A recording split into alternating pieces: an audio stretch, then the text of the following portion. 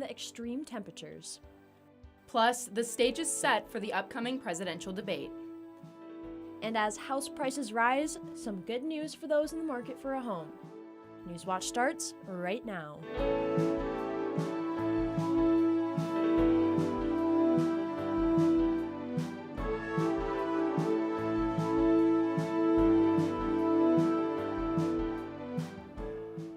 Good evening, I'm Allison Patton. And I'm Lucy Schaefer. Welcome to Newswatch. Forecaster Isabel Isco has what to expect heading into the weekend. Isabel? This weekend, we are still going to be seeing this heat advisory. That ends tomorrow at 8 p.m. It has been a long week dealing with it, so I am happy to see it finally ending tomorrow at 8. We're going to be seeing throughout southeast Ohio those temperatures.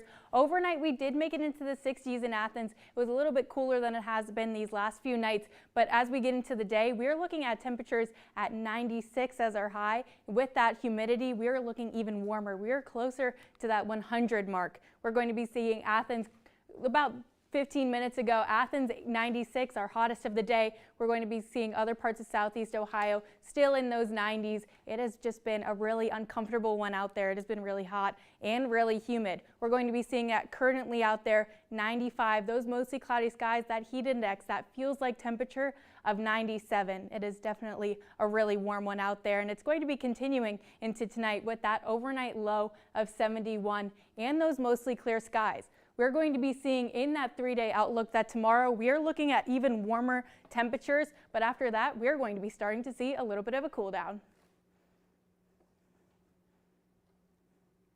With high temperatures this week, I had the chance to go out to rural Athens County to see how this heat wave impacted a local farmer. Hey, goats! Lindsay Clownig, co-owner of Trivy Farm in Athens County, is checking in on her goats to make sure they're doing fine in this hot weather. We were just checking in on everybody, bringing them extra water, making sure they have salt, because things can go bad pretty fast. While the goats are doing okay, her cows are seeking relief from the sun. We can see they're all huddled under one shade tree. But her chickens aren't doing well with this heat. Fairly good chance we might go ahead and process these in the next day or two, which would be a little earlier than we wanted to. And the plants take a little more effort to keep them happy. I just spent most of my June income on shade cloth.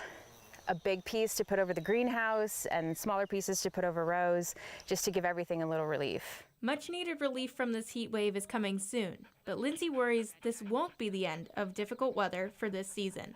You would hope you'd get more secure and it would get easier, but because of these weather patterns, it's not. Lindsay says climate change is only making her experience as a farmer even harder. To see when those temperatures will cool down for our farmers, stay tuned for my full forecast. Thanks, Isabel. For farmers impacted by the spring's severe weather, the USDA is offering low-interest loans to agricultural producers in Ohio. Farmers in Adams, Gallia, Lawrence, and Meigs counties who lost property due to recent natural disasters are eligible for physical loss loans. This includes the tornado, flash flood, and excessive rain that occurred April 2nd. Other counties in contact that are eligible are Athens, Brown, Highland, Jackson, Pike, Scioto, and Vinton counties. The deadline for these low interest rates is February 14th, 2025. The Ohio Department of Transportation will hold a meeting next month regarding improvements to US 50 in Athens County. The meeting will be open to the public and is set for July 16th at the Coolville Elementary School. ODOT is proposing the installation of reduced collision U-turns. They would restrict traffic from turning left or driving straight from Brimstone Road onto US 50. Construction for the project would begin in 2025. June 6th Juneteenth celebrations are continuing this weekend. The Mount Zion Black Cultural Center is teaching local Black history with a walk around Athens starting at 10 a.m. Saturday outside of Baker Center. The first stop is the former Berry Hotel, also known as Hangover Easy. From there, they will move on to the Armory and the Zion Baptist Church before circling back to Baker Center, totaling about a mile. Cultural Center spokesperson Dr. T. Ford Ahmed says learning local history is empowering. No, so that we can stop the destruction of the history which has happened here. Festivities Ohio University is celebrating in College Green starts at 3 p.m. with live music, food, and fun activities. A woman in Athens is bringing art and music on wheels to children who otherwise would not have access. Newswatch reporter Betty Kenkembwedu caught up with her in New Marshville. That's right, Lucy. It was a beautiful day. The bus was parked at the community center and open for kids from all backgrounds to come out. Let's take a look. Crafting today. This is my little craft studio. In Daisy Carlson's Crafty Art bus, she makes art and music accessible to children in Southeast Ohio and beyond. You come over here, Elijah, and we'll glue them on here with the hot glue. Growing up, art was her way of coping with uncomfortable situations. Now, she's extending that courtesy to other kids. It's important to me that people develop good coping mechanisms in life, and you know, life is always going to be hard, so I want to teach kids to use art and music as that outlet. Carlson has nurtured this dream for 5 years. It finally took off 5 months ago, but getting it started was not easy. She needed to raise $4,800 to purchase the bus, and that meant working extra hard. Oh, girl, we cleaned everything. You think about pools, cleaning cars, cleaning attics, basement. We can clean it. For the rest of her art supplies, she relies on her Facebook network to donate things like shoe boxes, empty plastic bottles, and jars. There's no public transportation in Southeast Ohio or surrounding communities. With her mobile art and music studio, Carlson meets kids at local parks, community centers, and public libraries. Today, the Crafty Art Bus is in New Marshfield, and Gracie Roberts is here to see what it's all about. I just wanted to come check it out and see what it was. I'm making bracelets and jars and stuff. Carlson says it doesn't take much to give children a good life. You can give your kids a rich life without being rich. You just need to give them your attention, and that's really what they want. In the future, she hopes to take the bus across the country to do art with kids in public places. Now, be on the lookout. You never know if the bus could be in your neighborhood next. Reporting for Newswatch, I'm Betty Kenkembwedu live in studio. Coming up, the stage is set for the upcoming presidential debate. And a man injured at the Kings Island amusement park after entering a restricted zone. That heat advisory ends tomorrow. What is it going to be looking like for the rest of the week? Next on Newswatch. If I were to drown right now, do you have the ability to save me? I will have the ability to write a witness report. Please give it up for Alisa Time. I'm Arab and African, so if I'm on a plane, I pretend to be Puerto Rican every single flight. I don't know if you feel this way, but I'm so grateful that I found comedy. Stand-up is very powerful. It's you controlling the narrative of your life. Anybody here with anxiety? Wow, and happy about it. Okay, that's awesome. Tonight at 10 on WOUB. It's our only home. This was a totally unexpected discovery. Just growing anticipation and excitement, and then boom. These lands depend on fire to be healthy. It's important to grow food in a sustainable and exciting way. It's been a confounding mystery for 160 years. This is a window into history. Wednesday on WOUB. On The Great American Recipe. Create a dish spotlighting your go-to ingredients. Okay. I want to show the judges a great corn tortilla. I gotta start over. Starting over at 40 minutes to go. Can you open this for me, please? Yes, I can. You got to make sure that everything on the plate is going to shine. This is not a low-calorie meal I'm making. Monday at 9 on WOUB. You know soup's going to be good when it starts with browned pancetta. Get ready as Bridget, Julia, and the rest of the gang explore new recipes and cooking techniques. And now the crimping begins. Plus new gadgets, equipment, and ingredients. Is there anything sadder than a burger on a plain bun? It's a great new season of America's Test Kitchen. I'm going through a lot of cake.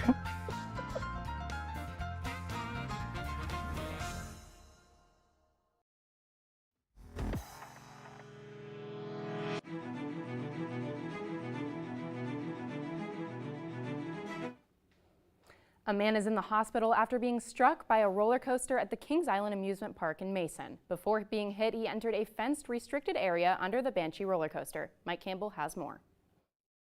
What did you think about it? I mean, I'm sorry for what happened to him, but I mean, it's restricted for a reason.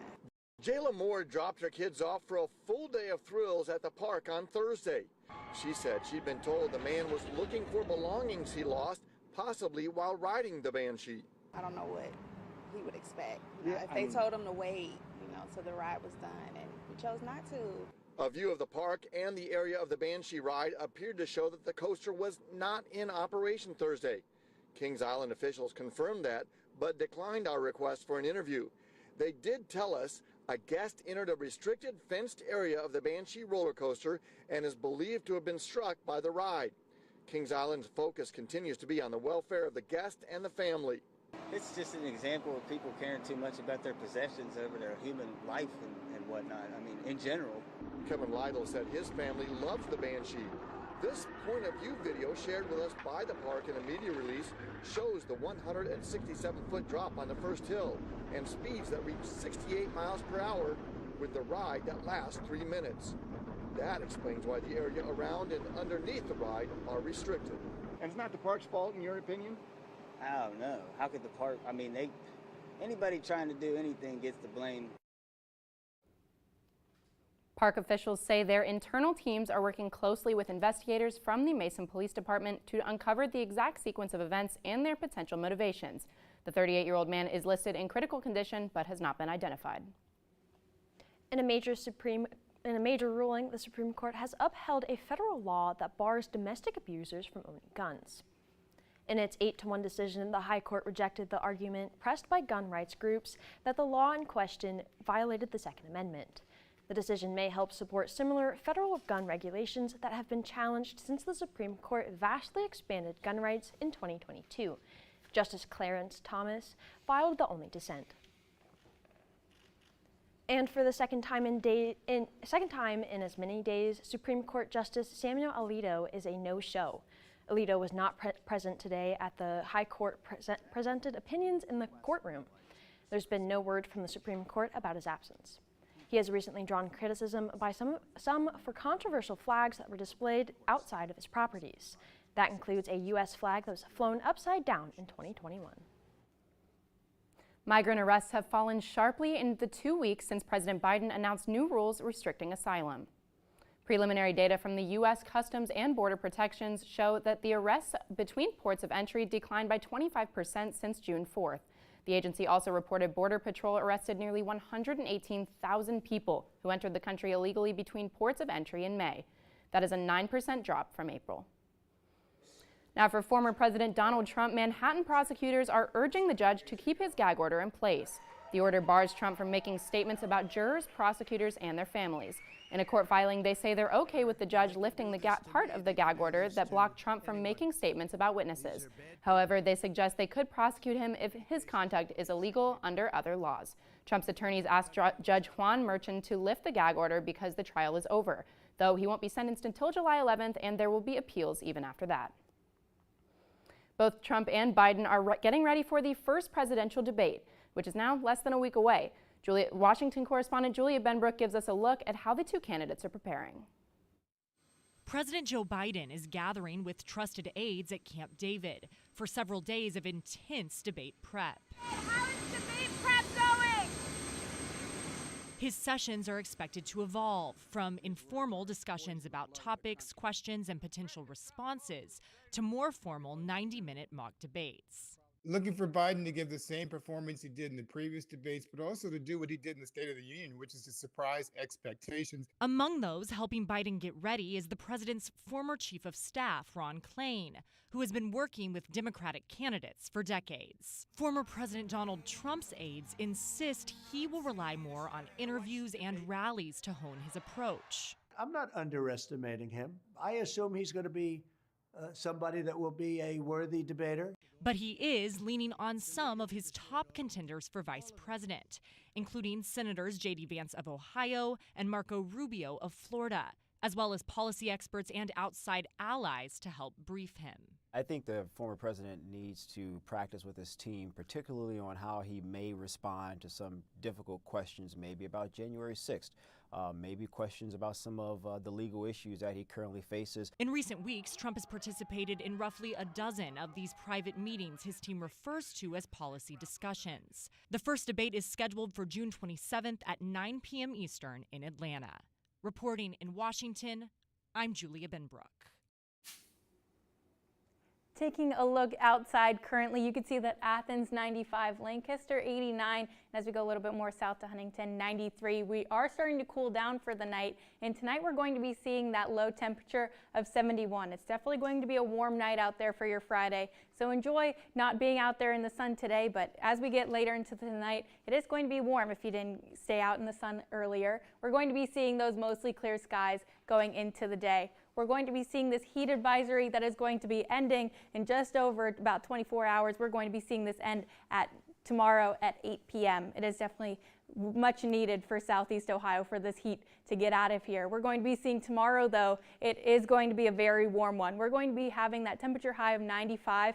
It's going to be humid. We're going to have those feels like temperatures, that heat index, at about 100 for tomorrow. We're going to be wavering right at that 99, 100 mark. So definitely try and stay inside while you can. I know it's hard whenever it's Saturday, but it is going to be a very, very warm one. So stay safe if you are outside with those mostly sunny skies. And you can see that temperature low is still on that warmer side of 73. We're going to be seeing tomorrow morning this high pressure system is going to be making its way more south. We're still going to be having the effects of it. We're going to be seeing those mostly sunny skies. Looking at tomorrow night, that is whenever we're going to be seeing it really move out of our area and then giving us that chance of rain for Saturday night. We're going to be seeing Saturday morning, though, this still in the clearing, and then this low pressure system combined with this cold front is going to be making its way in. It is definitely going to be it's going to be cooling us down. It's going to not making us feel very cold, but it's going to be making it feel a lot more seasonal after this very warm week that we've been having. We'll be seeing that by Sunday night, we're going to be having just a little bit of that chance of rain really starting off and then giving us about that 70% chance of rain. Combined with this low pressure system, it is going, this cold front, it is going to be really making it feel a lot more seasonal. And then afterwards, we're going to be seeing this high pressure system. That's going to be making things a little bit warmer again before we get some more rain looking at the back half of next week. We're going to be seeing that Sunday, that 70% chance of storms that I was talking about, that little bit of a cool down. And then by Tuesday and Wednesday, we're going to be back in those 90s, but definitely not as warm as we've been having these last couple days. And then looking at this time next week, we're going to be mostly sunny and in those 80s once again. It's definitely going to be feeling a lot better out there if you're having to work outside, and it's going to be feeling a lot better for all of us here in Southeast Ohio. Let's take it back over to Lucy. Thanks, Isabel. For everyone planning to head outside this weekend, health experts are concerned about false information spreading on social media about skincare in the sun. In one video, a TikTok influencer who said people shouldn't wear sunscreen was liked 36 million times. Another TikTok message seen by millions said people who spend more time in the sun are less likely to get burned. Numerous reports over the decades have shown the link between UV radiation from the sun and skin cancers. The CDC says less than 10% of men and 30% of women under the age of 30 properly use sunscreen. The Federal Aviation Administration is investigating a Southwest Airlines flight that flew so low to the ground it triggered altitude warnings with air traffic control. It happened Wednesday right after midnight, about 9 miles from the Oklahoma City airport. The FAA says Southwest 4069 was descending and was about 525 feet from the ground when the alert signaled the plane was too low. Air traffic control reached out to the pilots. Their response was not audible on the recordings, but the descent stopped. The plane climbed briefly, then successfully landed at an airport without incident. Next, as house prices rise, some good news for those in the market for a home. And for the latest from Newswatch, follow us on X, formerly Twitter, Instagram, and YouTube.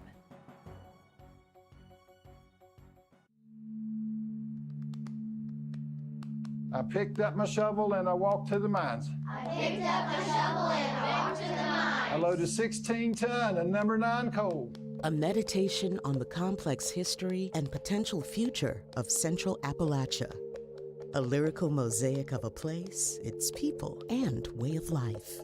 King Cole on POV. Monday at 10 on WOUB. Over 200 local newsrooms, over 3,600 journalists, a community of 300 million Americans. The NPR network is listener-supported, independent journalism in communities around the country.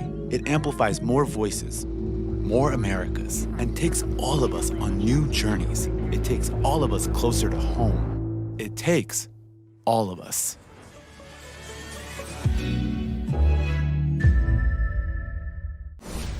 Let's start at the beginning, shall we? I can't wait.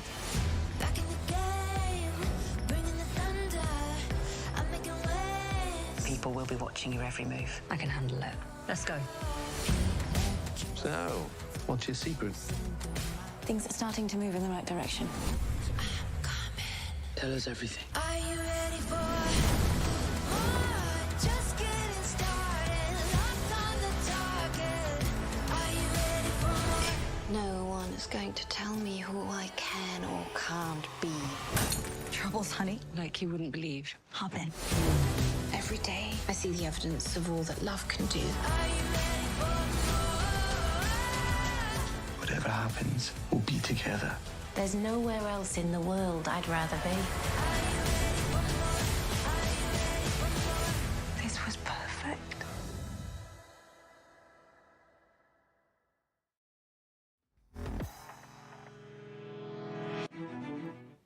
Home prices in America are now the highest they've ever been. According to the National Association of Realtors, the price increased in May for the 11th consecutive month. The median price of a previously owned home in the U.S. last month is now more than $419,000. That's the highest price on record, and it's up almost 6% from last year. Rates are expected to remain high as the Federal Reserve has fewer rate cuts scheduled than previously estimated. On the other hand, some good news for home buyers. Mortgage rates fell for the third straight week to their lowest level in almost 3 months. The standard 30-year fixed rate mortgage averaged 6.87% for this week. That's down from last week's 6.95% average and down from a 2024 peak of 7.22%. Though mortgage rates still remain higher than anything seen in the decade before 2022. Scientists may be closer to improving depression treatment. Researchers used MRI scans to look at the brains of about 800 people suffering from depression. The test showed there are about 6 different types. Each one responded differently to medications and therapy. Right now, treating depression involves trial and error. It can take months or years to find treatments that work the best. This new research shows doctors may become more able to prescribe effective treatments for each type of depression much sooner. It might surprise you to hear that mosquitoes were named the world's deadliest animal by the CDC. They can spread all types of potentially dangerous diseases. To protect against them, keep your skin covered while outdoors. You can also wear permethrin-treated clothing and gear to help prevent bites, or use EPA-registered insect repellents. Cleveland's clinic Emily Speranza says that some groups may be more susceptible than others. There are certain groups, such as immunocompromised individuals, elderly, and young individuals that are at higher risk. Speranza also says to be careful while traveling this summer, especially if you're going to warmer areas. The Food and Drug Administration approved the first gene therapy for patients with Duchenne muscular dystrophy. It's a drug called Elevidys. Last year, it was approved for 4- and 5-year-old children with the muscle weakening disease. Yesterday, the FDA says any patient over the age of 4 with the disease and a specific gene mutation could take the drug. The one-time intravenous infusion costs roughly $3.2 million. Duchenne muscular dystrophy progressively makes muscles weak and can prevent a child from being able to walk. Still ahead, some might think this mission was impossible, but these Ohio State troopers pulled it off. But first, here's a look at what's coming up on your local television station.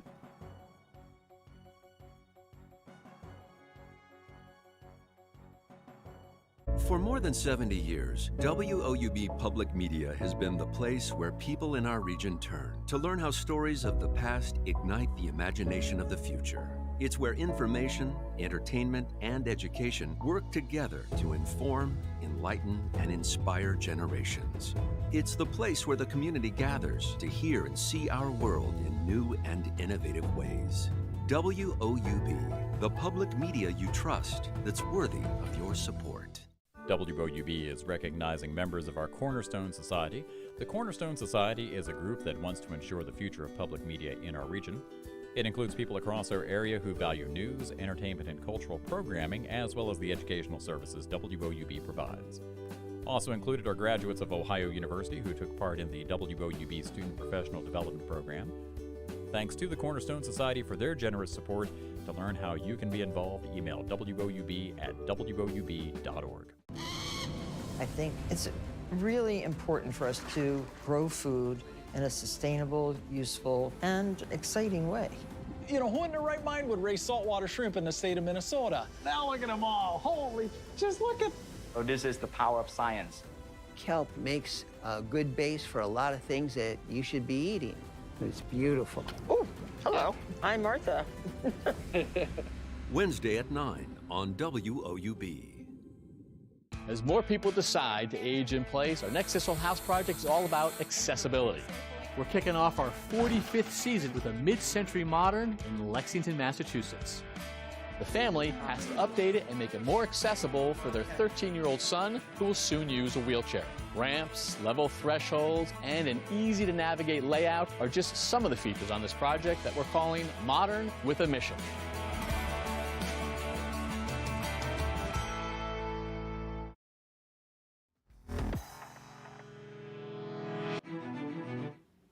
Finally tonight, on social media, Ohio State troopers posted an unusual rescue from mid-May. A gray kitten was stuck between the dual tires on a semi-truck. The truck driver is doing a pre-trip inspection on the Ohio Turnpike in Portage County when he discovered the scared little kitten. Body camera footage shows the driver, troopers, and others working together to carefully pull off both tires, then quickly grabbing the kitten and putting it inside a cardboard box. We're not sure where the kitten was headed next, but you can count on it finding a better home than inside of the 2 truck tires on the side of the highway. Wow, I am feeling so much better, Meow, after hearing that story. Me too. That cat was so cute. Isabel, what did you think? I think it was so cute, and I was very grateful that they could find it before it really got a little too serious there. So I love cats. I have a cat at home, so definitely was thinking about that while watching. Yeah, same here. I also have a cat, and would you imagine putting her in a situation like that? Well, no. I would hope not. Well, looking finally at weather, we're going to be seeing that heat advisory going until tomorrow at 8 p.m. So definitely tomorrow we're going to be looking a lot warmer out there. We're going to have those temperatures in those 90s, so definitely watch out. Currently out there, we are still in those 90s, 95 with those mostly cloudy skies with that heat index of 97. It is feeling a lot warmer out there. Those warm temperatures are going to be cooling down very shortly with that overnight low tonight of 71 with those mostly clear skies. Hopefully you'll be able to see that waning gibbous moon out there. We're going to be seeing tomorrow that temperature high 95, about what it is right now, but with a lot more humidity. It is going to be feeling closer to that 100 mark in the heat of the day. So definitely if you're going to be outside, have that water, trying to stay calm out there, not do too much exercise or vigorous work while we're in that peak heat, and looking at that temperature low of 73 with those mostly sunny skies. We're going to be having on that 7-day outlook after tomorrow, after that heat advisory is done, we're going to be cooling down. It is going to be coupled with some showers, but that is going to be bringing us back to these normal-ish temperatures for this time of year. We're looking at Monday, we're going to be back in those 86, that temperature low 62, and then looking at this time next week, we're going to be seeing 50s back on that 7-day. And that does it for our broadcast this evening. Thanks for watching. For Betty Kemboidu and Isabel Isco, I'm Lucy Schaefer. And I'm Allison Patton. Stay tuned for the PBS NewsHour coming up next. And remember, you can find the latest news anytime at woub.org or follow us on social media. Have a great night.